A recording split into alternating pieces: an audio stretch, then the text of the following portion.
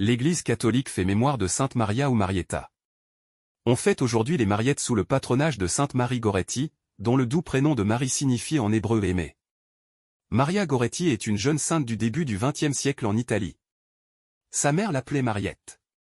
Elle naquit dans la région d'Ancône en 1890.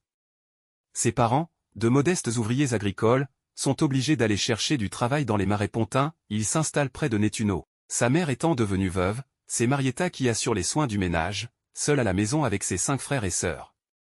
Elle a 12 ans et vient de faire sa première communion. Un jeune voisin l'a remarqué. Devenu fou de passion devant le refus de Marietta de céder à ses avances et se donner à lui, il la poignarde à coups de poinçon. C'était le 5 juillet 1902.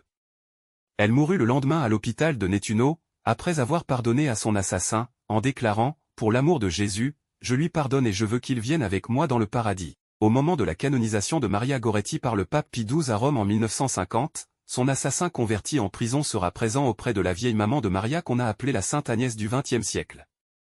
Un cas semblable s'est présenté récemment, en 1985, la béatification d'une religieuse, sœur Marie-Clémentine Anuarit, s'est faite en présence de son meurtrier converti au Congo, Kinshasa. Ce fut toujours, des origines jusqu'en notre temps, l'un des thèmes les plus forts des passions des martyrs que celui de la Vierge chrétienne qui, par fidélité totale au Christ, accepte de mourir plutôt que de sacrifier sa chasteté.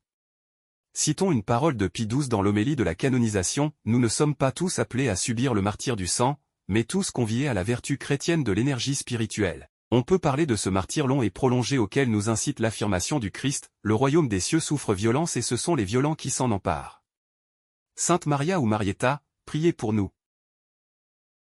Évangile.